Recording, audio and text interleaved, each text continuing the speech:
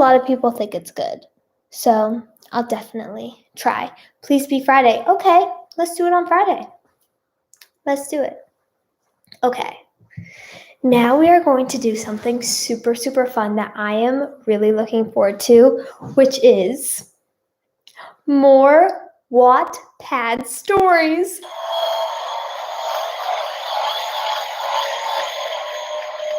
Okay, and I haven't read this story, so it could be absolutely terrible. But I think it's very, very promising because number one, it's Jailer.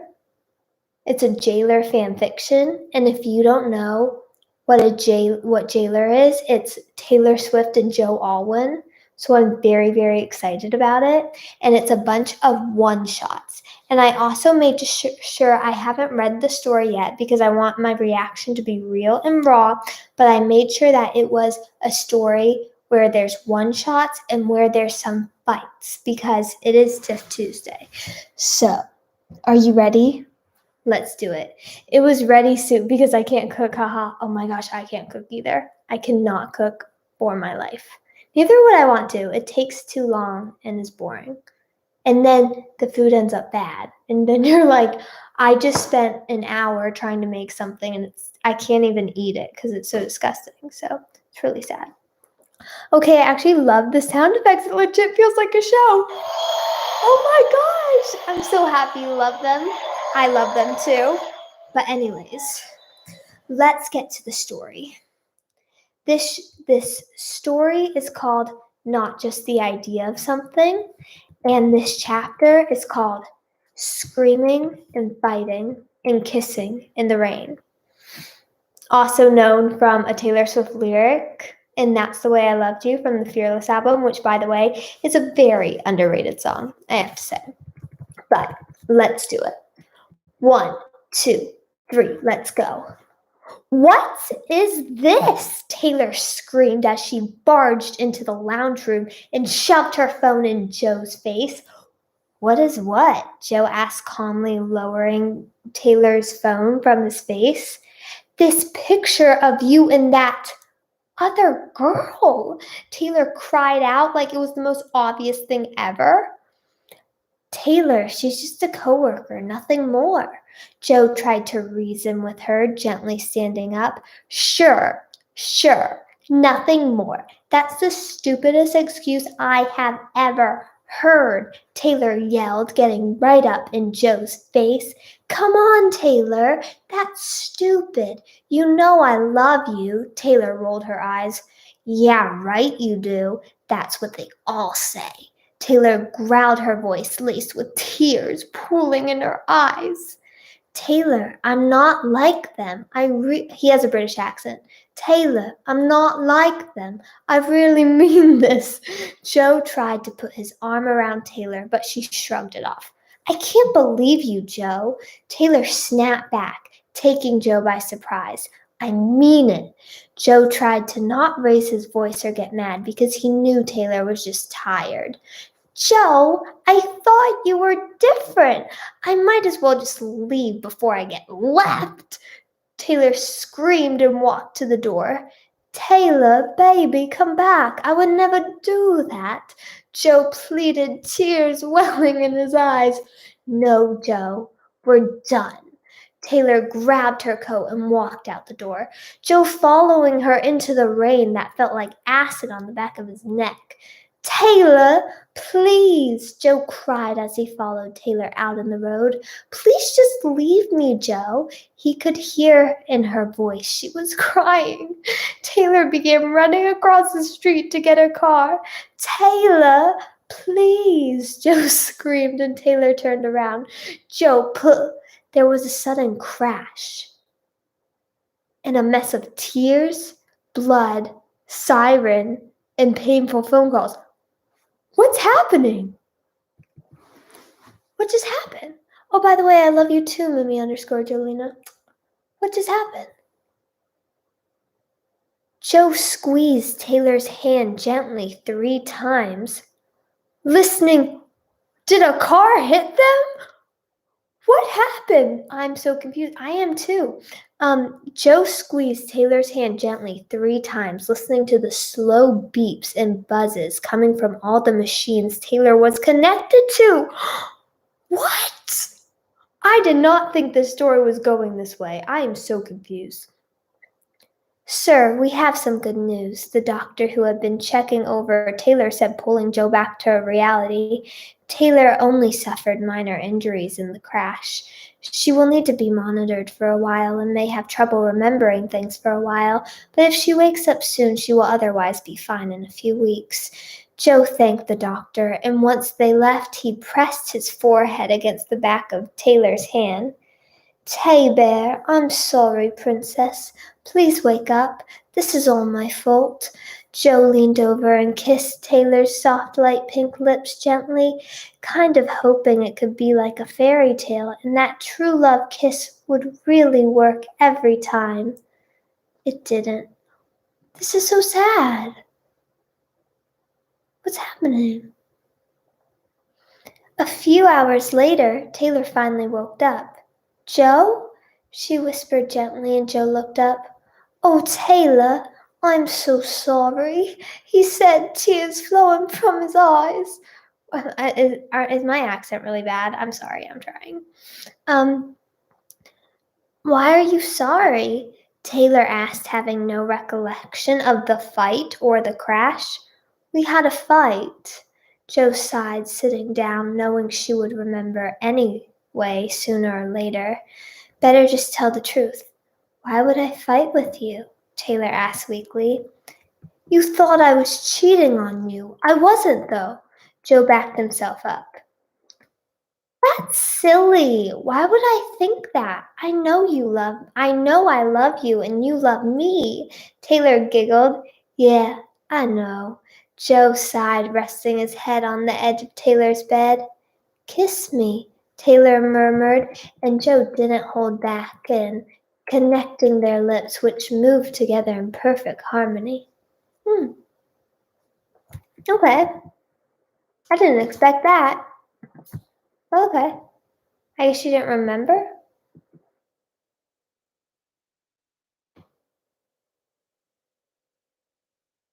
Guess you didn't remember. Story number 2. I'm glad they're together, though. They got through the fight. Story with the 2. Are you ready? Because I am ready. This chapter is called, Tears Streaming Down Your Face. Okay, let's see if we get a tiff, because it's Tiff Tuesday, so we need some tiffs. I'm home, Joe called as he ran into the house he shared with his beautiful wife, Taylor. They're married? Okay, I guess they're married. Joe had been away for the last few weeks for work and had been really excited to get home to Taylor. Taylor, he called again when there was no reply. Taylor, he called even louder. Still no reply. Joe quickly ran up the stairs, rushing past all 3 cats. Oh, Benjamin Button is there. Yay. Oh, sorry. All 3 cats, almost tripping on a cat toy in his rush to find Taylor. When Joe got to the bedroom, he found it locked, so he pressed his ear against the door. It felt as though a knife had been stabbed through his heart when he heard Taylor's soft sobs from the other side of the door. Taylor, he called gently, knocking on the door. No reply. Taylor, let me in, sweetheart. When there was still no reply, Joe began viciously fidgeting with the doorknob, which thankfully had broken the other day and eventually cracked open. Taylor! Joe ran to the side of his distressed wife and immediately wrapping her up in his embrace. What happened, dear? He asked in his thick British accent. Do you like my British accent? I love it. It's so bad, I'm sorry. I can't tell you, Taylor murmured into his chest. She knew very well she could tell him anything, but didn't want to stress him out. Taylor, Joe warned, lifting her chin up gently with his thumb. Please tell me, dear. Taylor moved her teary eyes away from Joe's. There was another break-in yesterday, she whispered, pressing her head deeply into Joe's chest as tears began to stream down her face. Oh, Taylor. Joe sighed and hugged his poor wife tighter. I wasn't home, but what if I was, and you weren't there to protect me? Joe sighed and began gently caressing Taylor's golden locks. Don't you worry your pretty little mind. Joe sung gently to Taylor, making her giggle slightly. People throw rocks at things that shine, she sung back, and Joe used his thumb to wipe the tears from Taylor's slightly blushed cheeks. And you, my dear, shine the brightest. Aww, that was sweet. What is something interesting?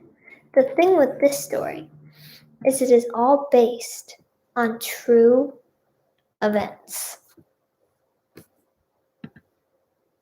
of what their relationship's really about. Maybe it is. Maybe. You sound like a story narrator from one of those kids' TV channels. Is that a good thing? Or is that a bad thing? Okay, this fan fiction I think is about her music being sold. So let's do it. It's about to get dramatic. We're about to have tiff. Are you ready? And then I was like, what do you mean he sold my music? And then Tree said, I turned around to notice Joe is... And then I was like, what do you mean he sold my music? And then Tree said, I turned around to notice Joe standing at the door frame, his jaw left open, and his ocean blue eyes almost as wide as the Atlantic. Joe, I called, waving my hand in front of his face. Oh, Tay, look at the cat. He points over to the corner of the room, and I follow his gaze, only to see Meredith, my oldest cat, stare back at us with wings the same color as her dusty gray fur spread across her back. What the heck? I exclaimed, taking a step back towards Joe, who puts a protective arm around me. Meredith's eyes grow bigger and seem to beam at us. The strange wings that have grown on her back began to flap, getting quicker and quicker. 1, 2, 3. Me and Joe both come to the realization of what is about to happen. Just as Meredith lunges off the cat-scratching pole she had been sitting on. What is happening? I'm confused. Is anybody else confused? Because I'm confused. Okay, but let's keep giving it a try. Let's see what happens. He grabs my hand and we bolt out of the lounge room and into the master bedroom, slamming the door behind us and letting out a giant breath of relief as we hear a thud, which I suppose is Meredith hitting the door. Part of me feels sorry for my poor cat, but the other half of me is glad she didn't attack me and Joe. What on earth is happening? I cry and throw myself at the bed. There is some wicked, twisted dream. Joe throws himself down next to me. There is a loud meow, and we both jump up. Olivia, what is happening? Is the cat possessed or flying or what's happening? And let's see what happens. Okay, back into character. Olivia, my second cat, crawls out from under the covers with the dirty white wings like Meredith's perched from the back. Oh, no, not again, I scream and pull Joe out of the room before either of us can think. Then Meredith lunges off the floor and they are both flying after us down the hallway. Benjamin has wings too, Joe asks as we lock ourselves in the pantry. Well, I mumble, looking over at the top shelf where Benjamin, my youngest cat, has his wings spread out and his little head is buried in the bag of cat food. What? Benji, I call, and he lifts his head and stares at me and Joe, tilting his head slightly before burying it back in the food. Phew! We both let out a sigh of relief because he couldn't care less. What do we do with them? I ask, sitting on the cold, tired floor of our pantry. See if we can calm them down. I'm sure they'll be reasonable, I nod. Pass the treats. I'm sorry, I cannot do a British accent. I'm sorry. Let's see. I'm calling it It's a Dream, Cats Die. Cats die in real life. You think that happens? We'll see. I hope that doesn't happen. I'm confused. But anyways, back to character. Joe chucks the treat to me from where he is leaning against the shelf opposite me. I pull out a handful and stand up. Come on, I don't want to wait around. Me and Joe walk out of the pantry. Surprisingly, the cats are nowhere to be seen. Taylor, be careful. Joe squeezes my hand and pulls me back towards him. Merliv, I call as we venture further into the house. Meow, meow, Joe calls, following behind me cautiously. I hear a crash behind me and turn around. Meredith! I scream, seeing she has just knocked my mother's vase off the shelf. Here, pretty girl, have some of this. Joe calls, carefully walking towards her, holding a treat at arm's length. Meredith willingly eats it in a matter of seconds. The wings on her back have disappeared completely. Wow, we need to give some to Benj and Liv. Joe suggests, pulling me back to the kitchen, where Benjamin has not moved from the shelf. I reach up and lift him down, cradling him like a baby in my arms as Joe force feeds him the treat. I place him on the floor, and his wings are gone. Now the real challenge. Olivia. That's it.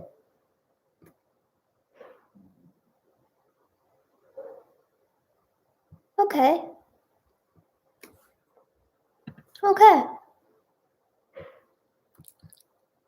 I'm confused. But guess that's what we're going for.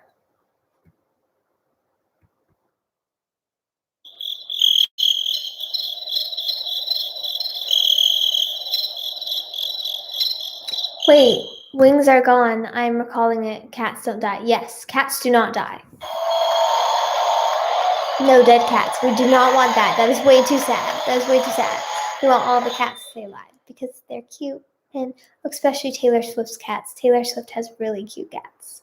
Like, they're so cute. They're like my dream cats. They're like white and fluffy. Well, the one's a little gray, but they're so cute. She has the best cats ever. But I really feel like we got to see inside Taylor Swift and Joe Alwyn's relationship. So that was crazy. Whew. Wattpad, always an experience, if you know what I mean. Anyways, thank you so much for watching and having a great Tiff Tuesday with me. I feel like we made it really fun, and it was really fun, so I appreciate it. So thank you for joining.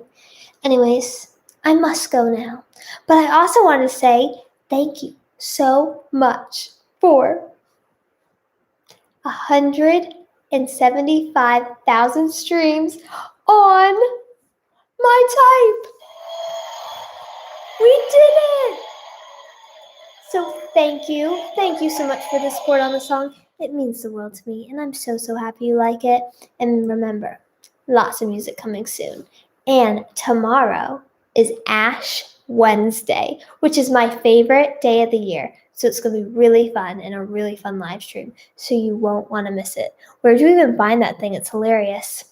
Wattpad. Let me tell you something. If you want to laugh, go to Wattpad and read it.